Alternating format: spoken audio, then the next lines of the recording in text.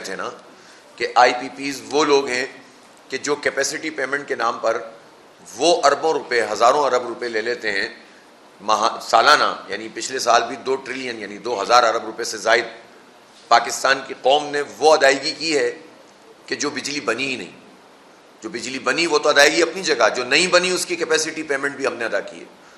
لیکن اس میں ایک اہم بات یہ بھی پتہ چلی کہ وہ حکومت جو ٹیکسوں پہ ٹیکس لگا رہی ہے، اس حکومت نے آئی پی پیز کو ٹیکس سے ایگزمپشن دی ہے، اور خاص طور پر اس میں پیپلز پارٹی سے لے کر نون لیگ تک جو ہے وہ زیادہ تر لوگوں کو انہوں نے اس زمانے میں جب ان کی حکومتیں تھیں تو اس، اور یہ رقم بنتی ہے تقریباً 1200-1300 ارب روپے جو انہیں ٹیکس میں چھوٹ دی گئی ہے. یعنی ایک طرف کیپیسٹی پیمنٹ لے رہے ہیں، پروفٹ کما رہے ہیں، جو بجلی نہیں بنا رہے وہ بھی وصول کر رہے ہیں، دوسری طرف جو آمدنی ہو رہی ہے اس پر ٹیکس بھی نہیں دے رہے. تو تنخواہ دار آدمی ٹیکس دے، جاگیردار ٹیکس نہیں دے، آئی پی پیز والا ٹیکس نہیں دے، اور حکومت کے لوگ ان کے ساتھ ملے ہوئے ہوں.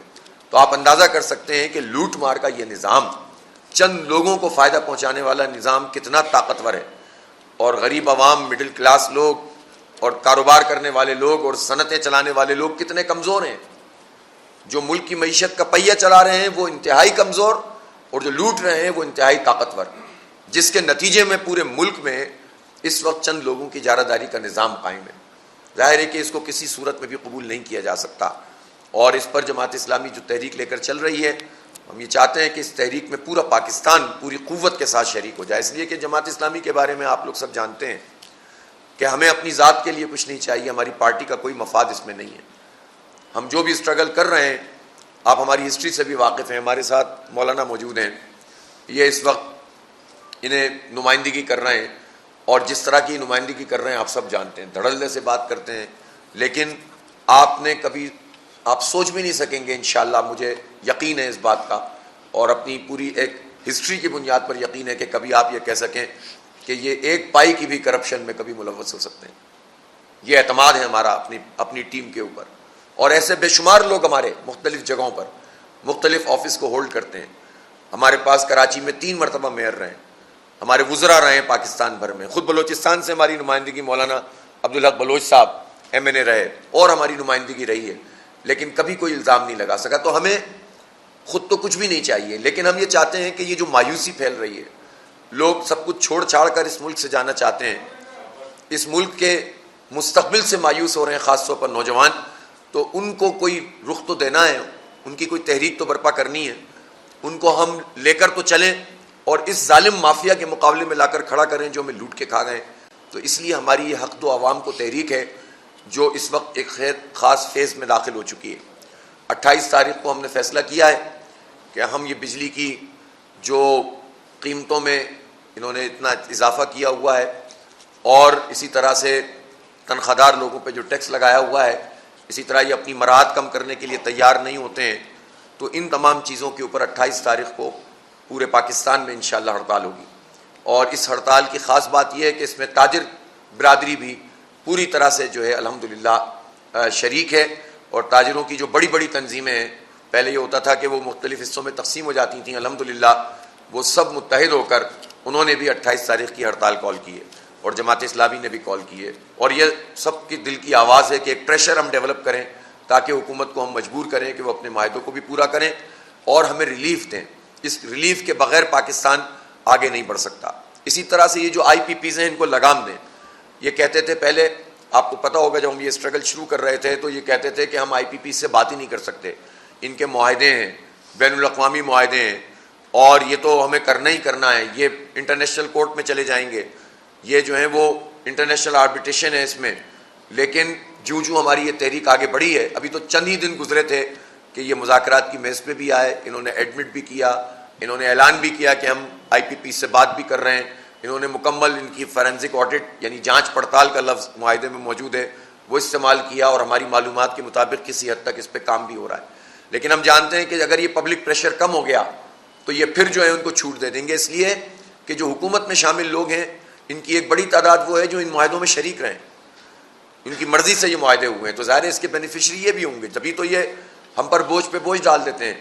اور معاملہ تو ابھی آئی پی پیز کا چل رہا تھا، اس میں آئی ٹی سیز بھی شامل ہو گئی، یعنی جو جو انڈیپینڈنٹ ٹرانسمیشن لائن والے لوگ ہیں وہ بھی کمپنی بنا کر یہ کام ہو رہا تھا. 4000 میگا واٹ اس میں سے گزرنے تھے, یہ مٹیاری سے لے کر لاہور تک کی ٹرانسمیشن لائن, اور اس میں سے 37% صرف ٹرانسمیشن ہوئی.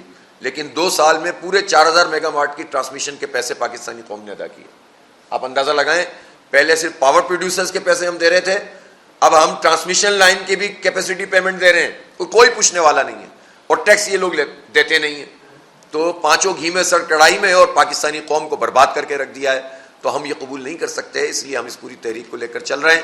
اور پھر ہم نے یہ بھی فیصلہ کیا ہے کہ جماعت اسلامی تمام ان سب ایشوز کو جو پاکستان میں موجود ہیں ان کو سامنے رکھتے ہوئے ایک بھرپور رابطہ عوام تحریک کا نیا فیز شروع کرے گی. اور 1 سپٹمبر سے ہم بڑے ممبرشپ کر رہے ہیں, اور خاص طور پر خواتین میں, اور جو ہے وہ ہم پارٹ بنائیں.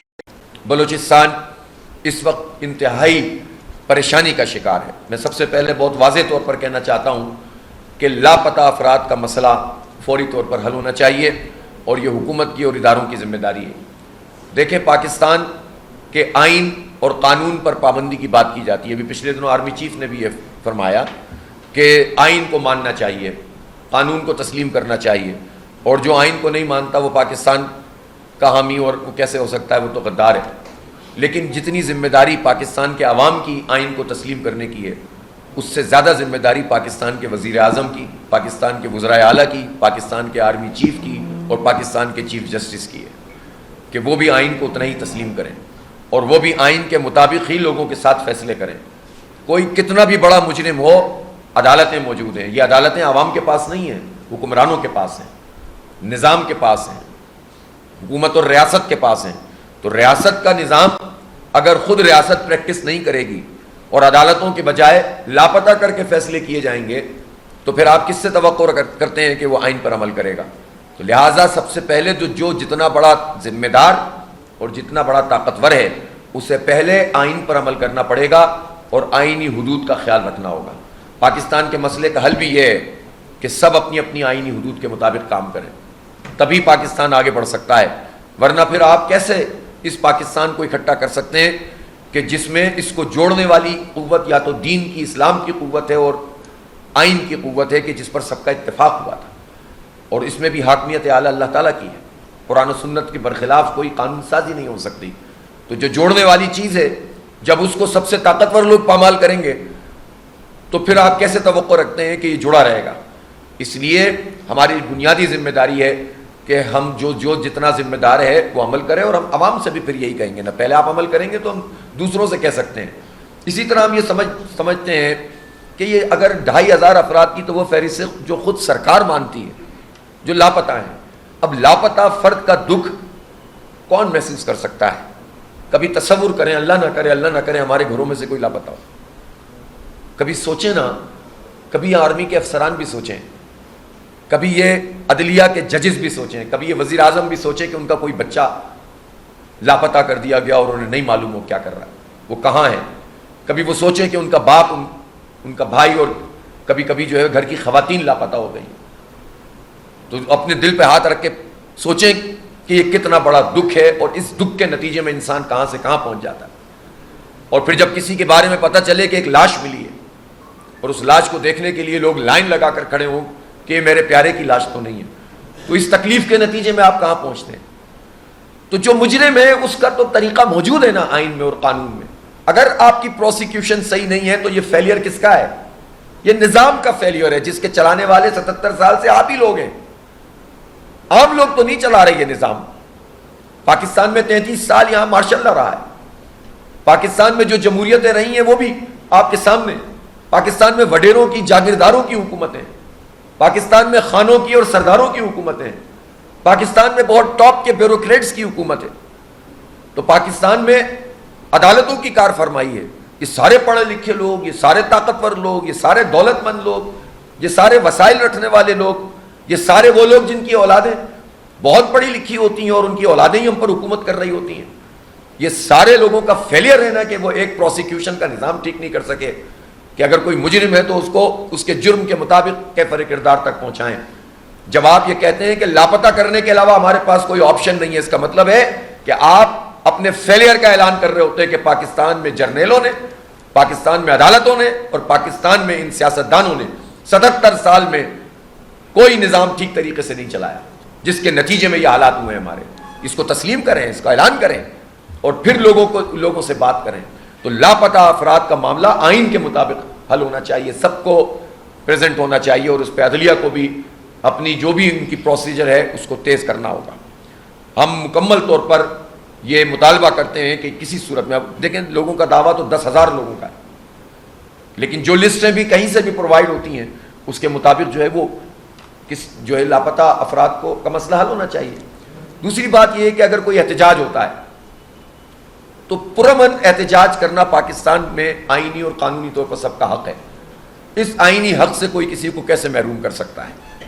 لہٰذا اگر کوئی غلط بات بھی کر رہا ہے، غلط موقف بھی رکھتا ہے اور وہ اگر پرامن ہے تو اس کو کوئی نہیں روک سکتا. لیکن آپ کسی بھی احتجاج کے شروع ہونے سے پہلے پورا شہر، ابھی ہم نے احتجاج کرنا چاہا اسلام آباد میں اور جماعت اسلامی جیسی پارٹی جو گملہ بھی نہیں توڑتی، جو پتھر بھی نہیں مارتی، ہم نے 29 دن کا دھرنا دیا وہاں پر کراچی میں سندھ اسمبلی کے سامنے. ہمارے مولانا نے دھرنا دیا، 32 دن تھے، کئی دھرنے دیے، 60 دن. بتائیے آپ کیا کیا کسی کا نقصان؟ پرامن طریقے سے ہمارے لیے پورا شہر بند کر دیتے ہیں، پورا اسلام آباد بلاک کر دیا کنٹینر لگا کے. تو یہ جو رویے ہوتے ہیں یہ تو اور نفرت، وہ تو ہم نے بالغ نظری کا ثبوت دیا کہ ہم نے پرامن سیاسی مزاحمت کے کلچر کو عام کیا، ورنہ تو تصادم ہوتا نا، پھر کس کا نقصان ہوتا؟ پاکستان کا نقصان ہوتا. تو یہ جو طریقہ ہے کہ آپ کسی کو احتجاج کرنے سے روک دیں، راستے بند کر دیں، بلاک کر دیں اور سمجھیں کہ ہم نے کامیابی حاصل کر لی، تو وہ کامیابی نہیں ہوتی. جب آپ لوگوں کو روک دیتے ہیں تو لوگوں کے خیالات کو نہیں روک سکتے، لوگوں کی سوچ کو نہیں روک سکتے. پھر جو نیگیٹو چیزیں ہوتی ہیں وہ بھی لوگوں کے دل و دماغ میں پروان چڑھتی ہیں، پھر نفرتیں پھیلتی ہیں، پھر فوج اور عوام کے درمیان دوریاں پیدا ہوتی ہیں، پھر حکومت اور عام آدمی کا فاصلہ بڑھ جاتا ہے، پھر ریاست سے تعلق دور سے دور تر ہوتا چلا جاتا ہے. تو آپ یہ سوچیں کہ پھر اور عام آدمی کو یہ پتا ہو کہ اس پورے نظام میں میرا کوئی حصہ نہیں ہے، میں احتجاج بھی نہیں کر سکتا. تو آپ سوچ سکتے ہیں کہ اس کے کتنے اثرات ہیں جو کسی کی نفسیات پہ پڑ سکتے ہیں. پھر خاندانوں میں یہ چیز منتقل ہوتی ہے، فیصلہ کرنے والے چند لوگ ہوتے ہیں، پاکستان کو نقصان، لاکھوں اور ملینز کی تعداد میں لوگ ہوتے ہیں جو پاکستان اور اس کے پورے فریم ورک سے مایوس ہونا شروع ہو جاتے ہیں. ہمیں قوم کو مایوس نہیں کرنا، ہمیں راستہ نکالنا ہے. جس کا جو بنیادی حق ہے وہ اس کو ملنا چاہیے، جس کا جو جائز مطالبہ ہے وہ مطالبہ ماننا چاہیے. ناجائز کسی کی بات نہ مانے آپ. ہم نہیں چاہتے کہ بیرونی ممالک کی مداخلت یہاں پر ہو، ہم نہیں چاہتے کہ مختلف قسم کی ایجنسیاں یہاں پر کام کریں اور ہمارے لوگوں کو ساتھ ملا کر کوئی نہ کوئی پاکستان سے دشمنی کریں، ہم تو نہیں چاہتے. لیکن ہم یہ بھی نہیں چاہتے کہ پاکستان کے عوام کے ساتھ وہ سلوک کیا جائے کہ جو آئین کے خلاف ہو. لہٰذا یہ مسئلہ حل ہونا چاہیے. خاص طور پر ہم نے دیکھا کہ مختلف احتجاجوں میں ہماری بہنوں اور بیٹیوں کو ان کو اس طرح سے گھسیٹنا، دوپٹے چھیننا، یہ کسی صورت بھی قابل قبول نہیں ہے. اور پھر یہ بلاک کر دیتے ہیں، آپ خبر بھی نہیں جاتی. جب خبر نہیں جاتی تو ریومرز پھیلتے ہیں، پھر اس کے نتیجے میں افواہیں گردش کرتی ہیں، اور زیادہ خطرناک کام ہو جاتا ہے. تو یہ تو حکومت ہی کا کام ہے کہ وہ اپنے رویے کی اصلاح کرے اور یہ مسئلہ ریزالو ہونا چاہیے. بلوچستان میں اللہ تعالیٰ نے کتنے خزانے رکھے ہوئے ہیں. میں آئینی طور پر پاکستان میں آرٹیکل 158 ہے جس میں بات لکھی ہوئی ہے کہ گیس جس صوبے سے نکلے گی اس صوبے کا سب سے زیادہ حق اس پر ہوگا، اس کی ضروریات پوری کی جائیں گی، چاہے وہ بلوچستان سے نکلے، چاہے سندھ سے نکلے، کے پی سے، پنجاب سے. اب پہلے سب سے زیادہ گیس بلوچستان سے نکل رہی تھی، اب اس وقت سندھ نمبر 1 پہ آ گیا ہے. تو قطع نظر تمام سیاسی اختلافات کے جو آئین میں لکھا ہوا ہے وہ یہ ہے کہ اگر بلوچستان سے گیس نکلتی ہے تو بلوچستان کی ترجیح کو سب سے زیادہ ہونا چاہیے. لیکن اگر حکومت اس پر عمل نہیں کرتی تو کیا غلط کرتے ہیں لوگ جب بات کرتے ہیں کہ بلوچستان کے ساتھ زیادتی ہو رہی ہے.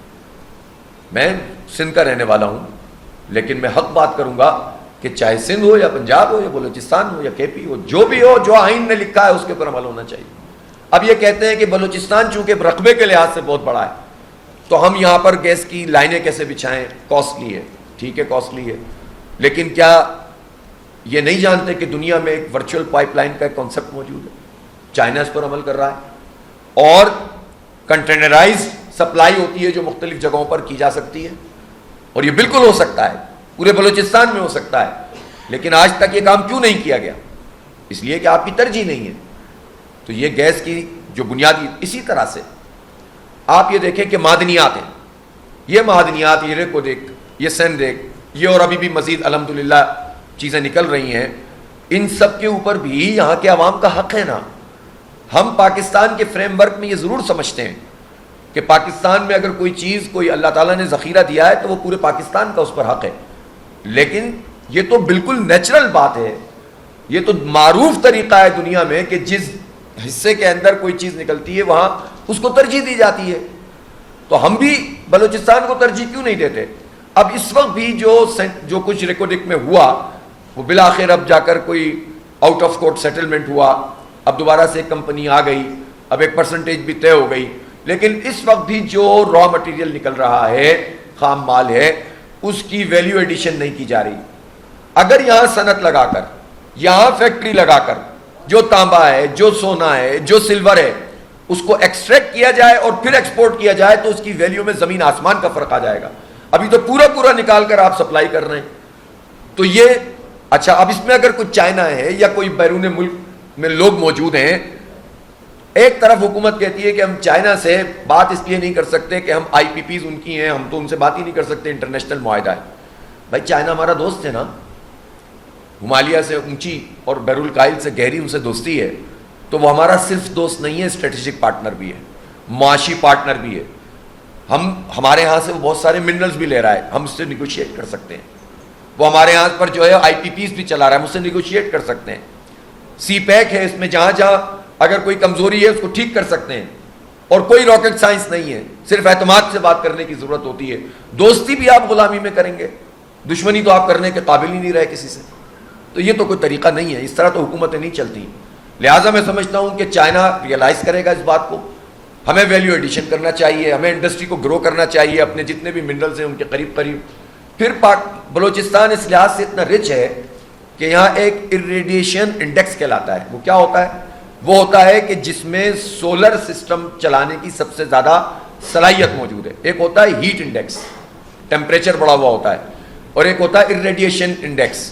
تو بلوچستان میں اس کے چاغی اور اس کے ارد گرد کے علاقوں میں یہ صلاحیت موجود ہے, اور بھی جگہیں ہیں کہ جہاں پر اس کا ریڈیشن انڈیکس بہت زبردست ہے, جہاں سولر سسٹم سب سے زیادہ کام کر سکتا ہے, سولر پارک بن سکتے ہیں, اور جہاں این ٹی ڈی سی موجود ہے وہاں سپلائی کر سکتے ہیں, یا کم از کم بلوچستان کو تو ہم سپلائی کر سکتے ہیں. لیکن یہاں پر سولر پارک نہیں بنے اور بہاولپور میں بنے تو مسئلہ پنجاب اور بلوچستان کا نہیں ہے, مسئلہ نالائقی کا ہے. بہاولپور میں یہ مسئلہ نہیں ہے کہ اس سے بہاولپور کو کوئی فائدہ ہو, تو این ٹی ڈی سی میں جائے گا, وہاں پر ریت بھی زیادہ ہے, ڈیزرٹ ہے, اور وہاں کا ریڈیشن انڈیکس یہاں کے مقابلے میں کم بھی ہے, وہاں پر پانی بھی کم اویلیبل ہے, یہاں تو جو ہے وہ اتنا بڑا ریت کا مسئلہ نہیں ہے. تو یہ باتیں حکومت کی سمجھ میں نہیں آتی. اتنے انجینئرز موجود ہیں, اتنے پڑھے لکھے لوگ موجود ہیں, مسئلہ کچھ اور ہوتا ہے جس کو جو ہے یہ ایڈریس نہیں کرتے. اگر یہاں پر یہ سولر پارکس لگ جائیں, یہاں پر انڈسٹری گرو کرنے لگے, تو خود بلوچستان کے اتنے لوگ ہیں ان کو یہاں کتنا روزگار ملے گا. جب آپ نوجوانوں کو روزگار دیں گے, جب ان کو سہولتیں فراہم کریں گے, جب بجلی دیں گے, پانی دیں گے, گیس دیں گے, زراعت دیں گے, تو کیوں کوئی بغاوت کرے گا پاکستان سے؟ پھر تو بغاوت کریں گے تو لوگ اس کو کچل دیں گے خود ہی. لیکن جب آپ انفراسٹرکچر نہیں دیتے اور حق نہیں دیتے تو اس کے نتیجے میں پھر لوگوں کے اندر غم و غصہ پیدا ہوتا ہے, اور پھر کچھ حالات ایسے بن جاتے ہیں کہ کچھ لوگ ایسے لوگوں کو یوز بھی کر لیتے ہیں. تو ہم یہ سمجھتے ہیں کہ بلوچستان کے اس مسئلے کو بڑے میکرو لیول پر بھی اور مائکرو لیول پر بھی مینیج کر کے یہاں حق فراہم کرنے کی ضرورت ہے. آپ دیکھیں کہ ایک اچھی کینال ہے, تقریباً ایک اندازے کے مطابق کچھ نہیں تو 50 سے 70 لاکھ ایکڑ رقبہ جو ہے نا, اس سے آپ کا کاشت کے قابل ہو جائے گا. لیکن جو ہے اس کے اوپر کام نہیں ہو رہا, اتنے وعدے کرتے ہیں, کام نہیں کر رہے. آپ دیکھیں بلوچستان میں خوشحالی آ جائے گی نا, سب کو فائدہ ہوگا, سبزیاں ملیں گی سب کو. ہم کراچی والوں کو تو زیادہ قریب سے مل جائیں گی, اور پورے سندھ والوں کو بھی. تو اس لیے جو ہے یہ تو کتنا اچھا ہو جائے گا, لیکن یہ کام نہیں کر رہے, اس کے اوپر ورکنگ نہیں کی جا رہی پراپر, جو ہونا چاہیے, جو وعدہ کیا تھا پورا نہیں کیا. گوادر کا مسئلہ ہے, اتنا یہ 650 کلومیٹر کا تقریباً بنتا ہے آپ کا, 750 کلومیٹر کا. اب اس 750 کلومیٹر میں اگر آپ ٹرالر مافیا کو الاؤ کر دیں گے, اور وہ اپنے چھوٹے جال لگا کر سارا مال لے جائیں گے تو مقامی مچھیرا کیا کرے گا؟ ان کی معیشت کا کیا بنے گا؟ سی پیک کا کوئی مخالف نہیں ہے، لیکن سی پیک کے نتیجے میں جو روزگار کے مواقع ہیں وہ مقامی لوگوں کو ملنے چاہیے نا. سمندر میں ٹرالر مافیا کو نہیں ہونا چاہیے.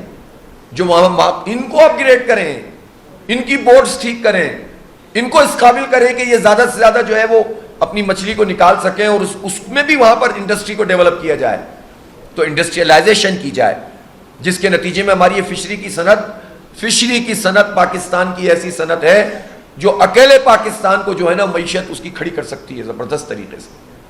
لیکن وہاں سے لے کر کراچی کے ساحل سے لے کر یہ پورا یہاں تک جو ہے وہ اس کے اوپر کوئی پراپر کام نہیں کیا جاتا، بلکہ مافیاز کو سپورٹ کی جاتی ہے جو پاکستان کا پوری معیشت کو تباہ کر رہے ہیں. پھر ہم یہ کہنا چاہتے ہیں کہ جو بارڈر ٹریڈ ہے، بارڈر ٹریڈ میں آپ اس کی ریگولرائزیشن کریں.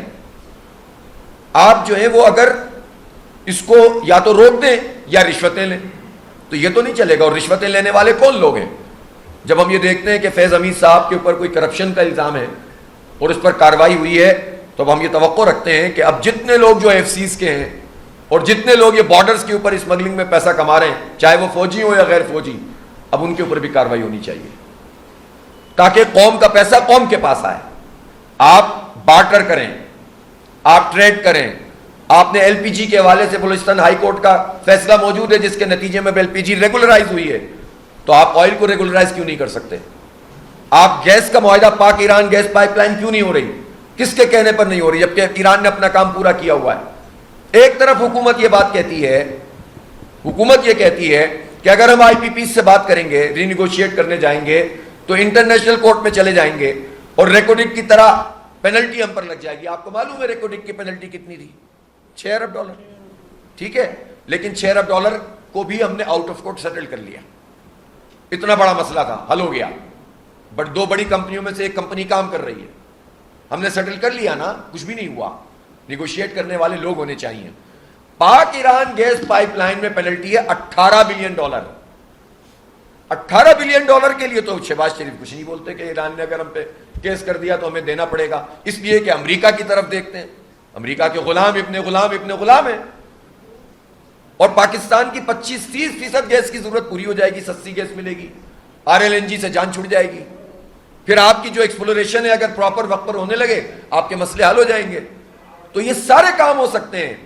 یہ ہم سے کہتے ہیں کہاں سے ہم بجلی کی قیمت کم کریں، اپنی عیاشیاں کم کرو، اپنی گاڑیاں چھوٹی کرو، جاگیرداروں پہ ٹیکس لگاؤ، آئی پی پیز کو لگام دو، سود کو آپ کم کرتے چلے جاؤ بتدریج، جس سے آپ 3-4 ہزار ارب روپے آپ بچا سکتے ہیں اگر آپ 10% پر بھی لے آئیں پہلے مرحلے پہ. سود تو ویسے ہی نہیں ہونا چاہیے، اسی کی لعنت سے تو پاکستان تباہ ہو رہا ہے معیشت میں.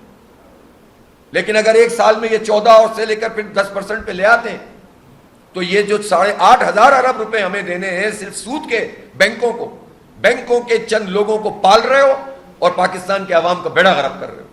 یہ بدترین نظام ہے جو ہم پر مسلط ہے.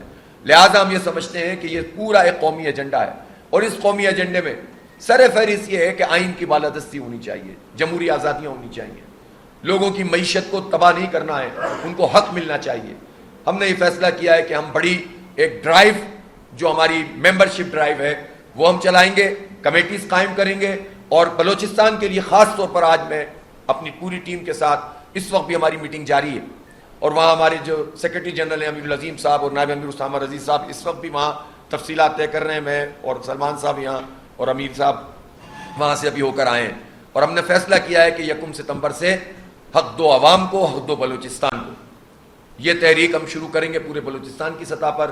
جتنے مسئلے ہم نے بتائے ہیں اور بھی جتنے ایشوز ہیں، چمن بارڈر کا مسئلہ کتنے عرصے 11 مہینے دھرنا چلتا رہا، مذاکرات ہوئے، معاہدہ ہو گیا، معاہدہ ہو کر کام شروع ہو گیا، تو اب یہ کوئی ہمیں بتائے کہ یہ معاہدہ کس نے کروایا تھا اور اب کس نے ختم کیا، کس پر اعتبار کریں ہم؟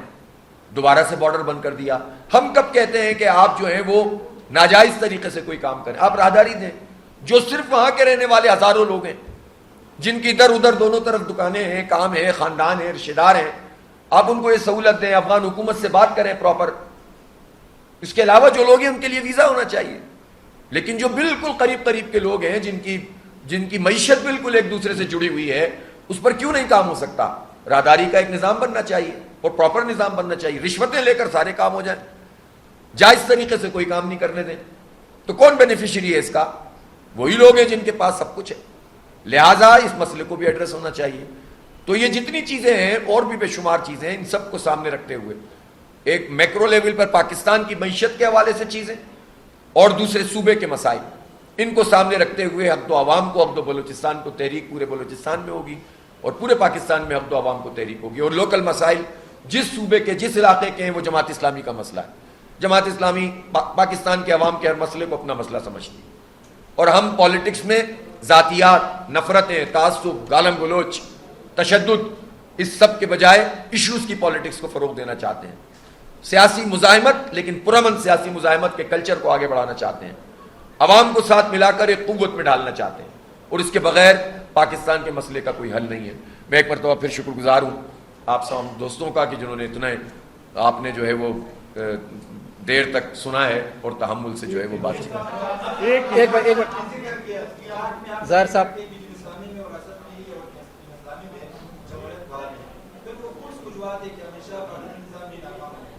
پارلیمنٹ میں تو ابھی کامیاب بھی ہو گئے. یہ تو نہیں, دو تو کم از کم ہے نا یار. وہ بلوچستان میں تو جو بڑے بڑے تھے ان کے ایک بھی نہیں ہے نا, تو ابھی تو وہ تو رہنے دیں. بات یہ ہے کہ پاکستان میں جو جاگیردارانہ نظام, الیکٹیبل دولت, اسٹیبلشمنٹ کا رول, انٹرنیشنل اسٹیبلشمنٹ, اور پھر ایک جیسی صورتحال نہیں رہتی, اس کے نتیجے میں جماعت اسلامی جیسی پارٹیوں کے لیے بہت مشکلات ہوتی ہیں کہ وہ الیکٹورل پولیٹکس میں آگے بڑھ سکے. اس کے باوجود ہم نے اپنی آپ کو بھی دیکھا, اپنی غلطیوں کا بھی, ظاہر ہم بھی تو غلطی کر سکتے ہیں نا, تو ہم نے سوچا کہ وہ چیزیں جو غلطی نہیں تھیں بنیادی طور پر, پالیٹکس میں یہ بہت اچھا ہوتا ہے کہ آپ اتحاد کریں, آپ مشترکات کے اوپر جد و جہد کریں, لیکن دوسرے لوگوں نے ہمیشہ ان اتحادوں کا فائدہ اٹھایا, ڈیل کر لی, راستے سے چلے گئے, اور جماعت اسلامی آگے نہیں بڑھ سکی. ہم نے فیصلہ کیا کہ بات سب سے کریں گے, بات چیت بھی اچھی کریں گے, مشترکات کے اوپر مشترکہ موقف بھی اختیار کریں گے, لیکن جماعت اسلامی اب آئندہ کوئی انتخابی اتحاد میں نہیں جائے گی, اپنے نشان پر لڑیں گے, واضح طور پر لوگوں کو میسج دیں گے, اور انشاءاللہ تعالی جماعت اسلامی ایک بڑی سیاسی قوت کے طور پر سامنے آئے گی. اور ہم نے جو اب پالیٹکس سے ابھی انتخاب تو نہیں ہے نا, لیکن اس وقت سب سے پاپولر جماعت اگر آپ پبلک اوپینین سروے کریں جو لوگوں کے دلوں کی بات کر رہی ہے وہ جماعت اسلامی ہے. ہم اسی پروسیس کو آگے لے کر جائیں گے, انشاءاللہ اس کا ایفیکٹ پڑے گا.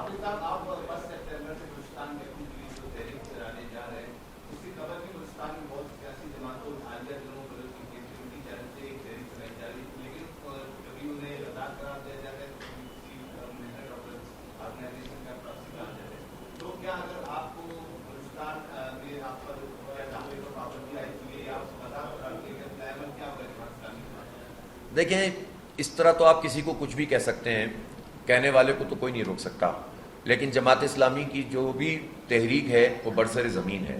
ہم نے کبھی بھی زیر زمین یا کوئی سازش یا کسی کے اعلی کار بن کر, پاکستان کے ساتھ ہماری جو لائلٹی ہے وہ ہمیں کسی سے بتانے کی ضرورت نہیں ہے, اور پاکستان کے لیے ہم نے بہت کچھ کیا ہے, جانیں دی ہیں, قربانیاں دی ہیں, پھانسیوں کے پھندوں پہ ہم جھولتے رہے, تو ہمیں تو کوئی بھی حب الوطنی کا کوئی سرٹیفکیٹ کسی سے لینے کی ضرورت نہیں ہے. الحمدللہ ہم حق کی بات کریں گے, انصاف کی بات کریں گے, برسر زمین کریں گے, آئین کے مطابق کریں گے, پرامن طریقے سے کریں گے, جمہوریت اور آئین کے مطابق کام کریں گے, اور پھر اس میں آگے بڑھیں گے انشاءاللہ. جو روکے گا تو ہم اس پر بھی آئینی اور جمہوری طریقے سے اپنے رد عمل کا اظہار کریں گے.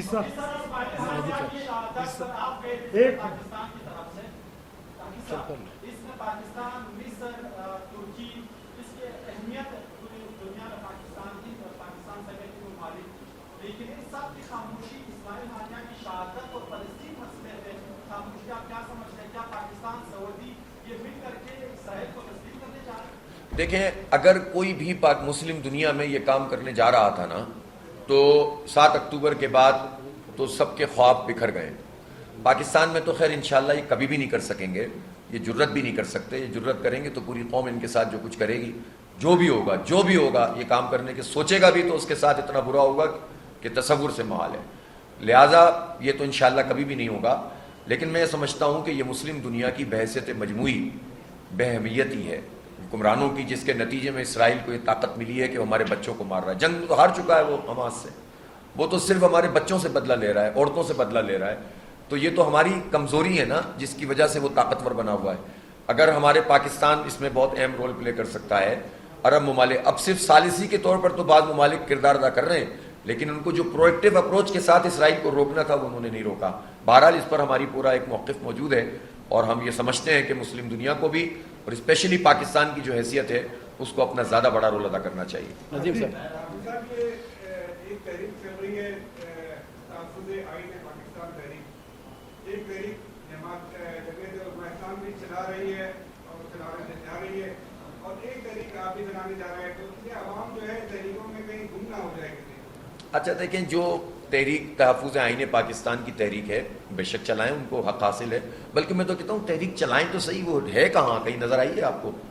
تو اسی طرح مطلب سارا انحصار اگر لوگ اس پہ کر رہے ہیں کہ جب جماعت اسلامی کسی اتحاد کا حصہ بن جائے تو کوئی تحریک چل جائے گی، تو اب تو جماعت اسلامی یہ والا کام ذرا مشکل سے کرے گی. جماعت اسلامی اپنی تحریک خود چلائے گی اور عوام کے ساتھ اتحاد کر کے چلائے گی. تو میرا خیال ہے کہ ہر پارٹی کو یہ حق حاصل ہے کہ وہ یہ کام کرے، لیکن تجربات بہت تلخ ہیں.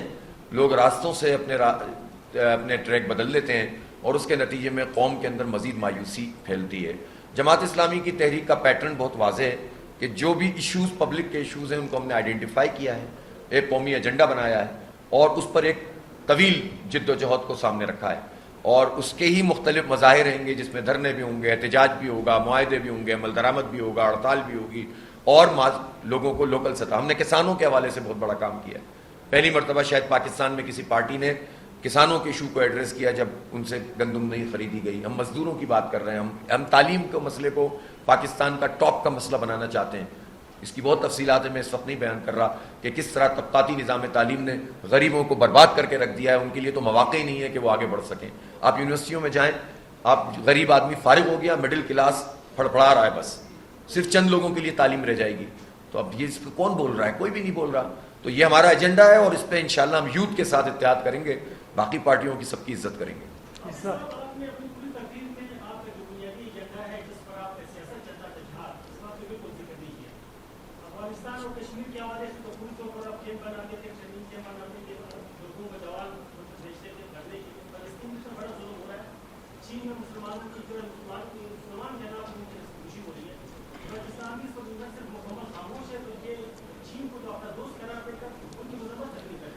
اچھا دیکھیں، یہ ظاہر ہے مجھے پتہ ہے یہ 40-50 سال پرانے سوالات ہیں بعض دوستوں کے جو نکل کر آتے ہیں اور وہ آتے رہیں گے ہمیشہ، اور ہم ان کو خوش دلی سے قبول کرتے رہیں گے آپ کے سوالوں کو.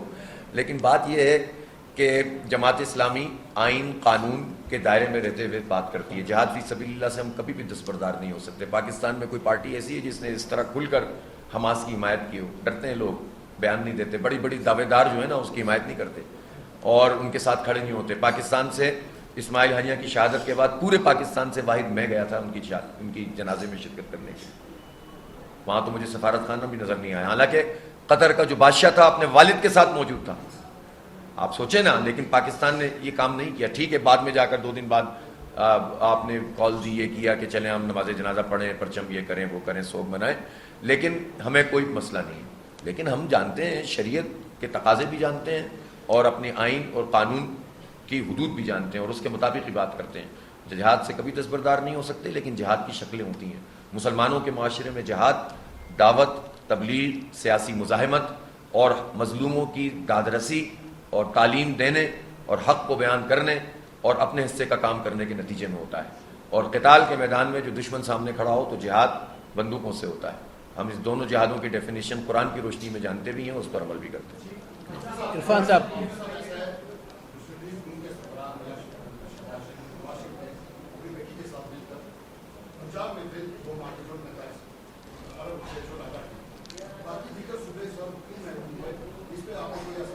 دو باتیں ہیں اس میں. ایک تو یہ ہے کہ یہ بالکل بھی نہ ہوتا، یہ بھی نہ ہوتا، پنجاب کے لیے بھی نہ ہوتا اگر جماعت اسلامی میدان میں موجود نہ ہوتی اور وہ پریشر نہ ڈال رہی ہوتی. کس کا موضوع تھا یہ؟ کون پوچھ رہا تھا؟ لیکن انہوں نے فیس سیونگ کے لیے یہ کام کیا. اور مجھے افسوس ہے میاں نواز شریف صاحب کی سیاست 30 سال کے بعد بھی لوکل پولیٹکس ہی رہی. ان کو تھوڑا سا تو بڑا ہو جانا چاہیے تھا. ان کو یہ چاہیے تھا کہ اپنے بھائی کو تو کم از کم ساتھ بٹھا لیتے اور وفاقی سطح پر ریلیف دیتے، گریجولی دیتے چلیں، ان کے پوائنٹ آف ویو سے کہتا ہوں. اور ان کو یہ چاہیے تھا کہ اپنے اتحادیوں سے بات کرتے. دیکھیں اس وقت ہے پی ڈی ایم کی حکومت، نون لیگ کی حکومت نہیں ہے.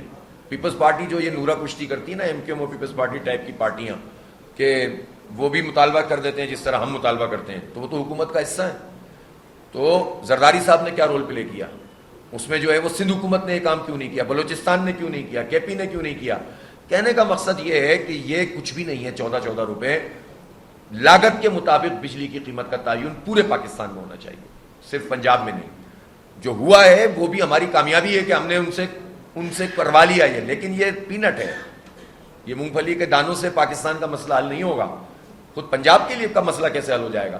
تو باقی جو صوبے ہیں ان میں تو ویسے ہی ان ظالموں نے کچھ نہیں کیا. لہٰذا ہماری یہ تحریک اسی لیے تو جاری ہے، اور ہم نے ہڑتال بھی اناؤنس کی ہوئی ہے کہ ان کے اوپر ایک عوامی دباؤ پڑے اور اس کے ذریعے سے ہم اپنا حق حاصل کریں. جی